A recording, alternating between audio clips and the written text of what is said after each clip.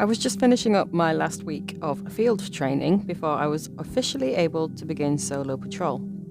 I spent my shifts with my field training officer, or FTO for short, with a guy named Rick. I looked out with Rick because he was extremely funny and nice, which made my training days go by much quicker. We were on patrol around 2 p.m. when we got a call for a welfare check on an elderly lady. Apparently, a neighbour hadn't seen any activity coming from the house in the past couple of weeks, so they called it in to us to try and make sure she was okay. As we were driving, Rick warned me that a lot of welfare checks were very upsetting, since it was quite common to find a deceased person inside. I prepared myself for the worst as we approached the house. I noticed that the lawn was growing over and the mail wasn't removed from the mailbox. At this point, we figured that the lady was deceased or the house was vacant. We walked up to the front door, ringing the bell and knocking, but there was no response. We tried the side and back door as well, but they were all locked. After exhausting all options, we were cleared for forced entry, doing one final sweep before kicking down the door. We found an unlocked window in the backyard, which looked to be the bedroom. Since I was the new guy, I was the first to go inside, which is quite difficult because there was dirty clothes and baskets piled up below the windowsill, which made it pretty hard. Once I made it in, I turned around to help my FTO get inside, grabbing his hand to pull him up. The first thing I noticed was a musty smell, but that wasn't surprising since the house had been locked up for the past couple of weeks. Finding nothing in the bedroom, I opened the door to the hallway. We searched the guest bedroom, bathroom, kitchen and living room, but found nothing. At this point, we assumed that the old lady must have just taken off, since there was no sign of anyone being there. I opened the fridge, finding expired milk and eggs, which confirmed my assumption. We called out asking if anyone was there, and no response. As I was looking around in the kitchen, my FTO shouted for me to come over, telling me that he'd found the door to the basement. It was the only spot we hadn't checked, and I was the one who had to go first.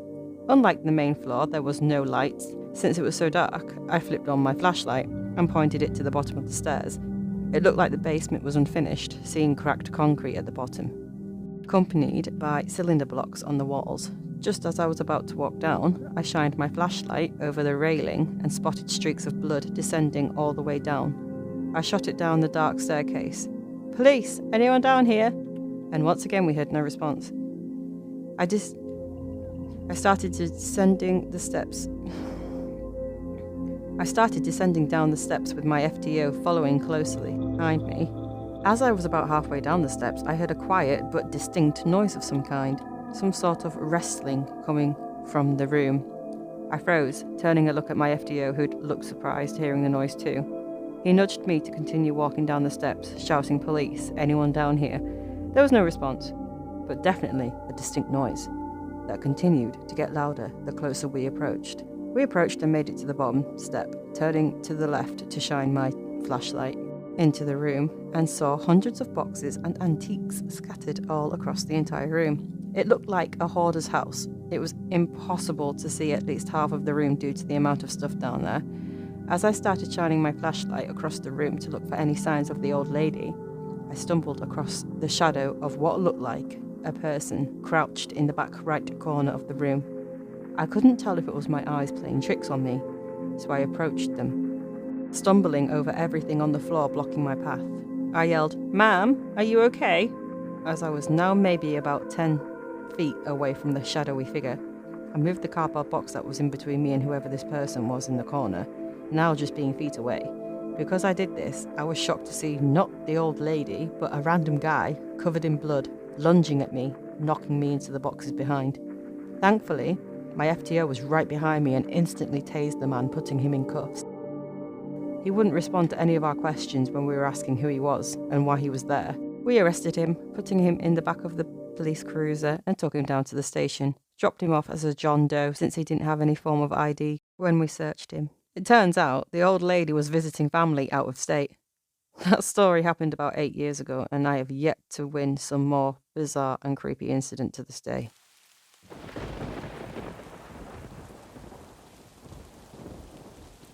I'm 48 years old and I've worked as a police officer in Alaska ever since I was 25. I love my job and I would never trade it for anything, but like any occupation, it's got its ups and downs. But this one call I received last March was by far the most horrifying experience I've ever had. I was on my nightly patrol at around 8 p.m. when dispatch radioed in that there was a 1090. Those who don't know, A 1090 is code for an alarm in progress. I was the nearest unit to the address, so I headed over to see what was going on. It was reported that a silent alarm to a warehouse was set off. These types of calls were often pretty unpredictable, since about half of them were false alarms, like an employee accidentally setting off the alarm, while the other half could be an actual true break-in.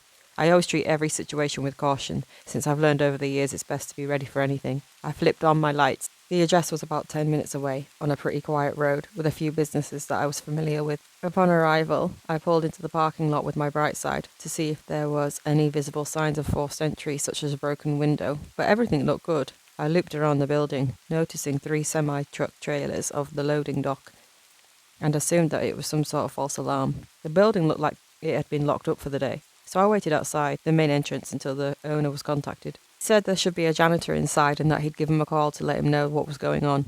I called for backup, since we generally tend to involve multiple officers in a situation like this for safety, and to also secure a perimeter in case the subject was trying to escape. After about 15 minutes, 3 backup units arrived. Now feeling more comfortable, I got out of the car. Along with another officer, we walked up to the front to peer through the window to see if anyone was inside. The owner still wasn't able to get hold of the janitor on shift, so he told us that he'd bring a key. As we looked inside, we surprisingly noticed a man down the hallway and waved him down to come out and talk. He came to the front door and introduced himself as the janitor, so I radioed into the dispatch to let the owner know that the janitor would let us in and he wouldn't be needed. I explained the situation to him and he seemed pretty shocked, telling me that he hadn't seen anything out of the ordinary. At this point, we were under the assumption that it was a false alarm, but we still wanted to do a once-over of the building just to be sure. The janitor asked if he could get back to working, explaining that he had a lot of work to do, but we told him it could put him in danger if there was someone inside, so I asked him to wait on the bench. He seemed like a friendly guy, so we told him we'd make it quick. The building had 2 levels. The first level was mainly boxes and packaging, and the second level was much smaller but only had offices. We did a sweep through the first floor and didn't find anything, so we took to the elevator up to the second floor. As it opened, we turned on our flashlights, since the nighttime lights in the hallway were very dim. We cleared the first 2 offices, being very cautious since we were in unfamiliar rooms with no lights. As we entered the third office, we found our first red flag. A large duffel bag was stuffed in the corner under the desk, filled with money, a safe, and a miscellaneous item. I assumed were taken from packaging boxes downstairs on the first floor. Called it in asking for any more available units to come, since we were already possibly facing a robbery in progress. We finished searching the second floor, not finding anyone or anything. I split up from my partner as we got off the elevator. He went to the front to question the janitor, while I went into the back, into the main area, to search for more clues. Strangely, I noticed a phone on the floor in the corner between the wall and a cardboard box. I picked it up, bringing it up to the front, and asked the janitor if it was his. Upon asking, he told me that it was his, and I handed it back to him. But I asked him to unlock it to prove it was his, and as I said that, he froze up and started acting suspicious. After a brief pause, he told me that it wasn't his and explained that it was probably another worker's phone. He gave it back to me, and I turned it back on. Looking at the screen, my eyes widened. I saw 5 missed calls and 1 voicemail message from a contact labelled boss. I instantly knew something was off, and I detained the janitor, since he should have been able to get into the phone if it was his. I put them in the back of my car and went back into the building and continued searching. I went back to the area where I found the phone and opened the garages leading to the back. I saw 3 semi-truck trailers from earlier and stepped towards them outside. At that moment, I heard a faint, muffled screaming coming from the back of one of the trailers. I drew my gun, opening up the trailer, and I was met with a man tied up in the back, wearing a pair of shorts and a t-shirt, absolutely drenched in sweat. I cut him free and I asked who he was, and he told me he was the janitor and that some guy snuck in and attacked him as he was coming back inside after taking the trash out. The intruder took his uniform and put it on, then tied him up and threw him in the back of the trailer. I walked him to the front where I handed him the phone, and he was able to unlock it, proving his identity. We arrested the man who posed as the janitor and took him to jail. Glad that I followed my instincts and continued to look when it originally sounded like a false alarm.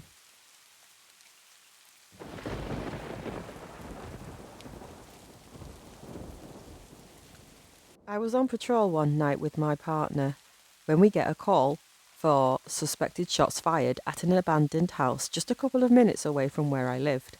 I recognised the address as soon as I heard it and instantly panicked, since the crime in my neighbourhood was really unheard of. My mind was racing, wondering if it was a faulty call or if it was an actual shooting taking place. We pulled up to the front of the house immediately, seeing someone at the front who fled on foot as soon as he saw us. My partner went after him while I cautiously approached the house. It was pitch black, which added to the creepiness of the situation.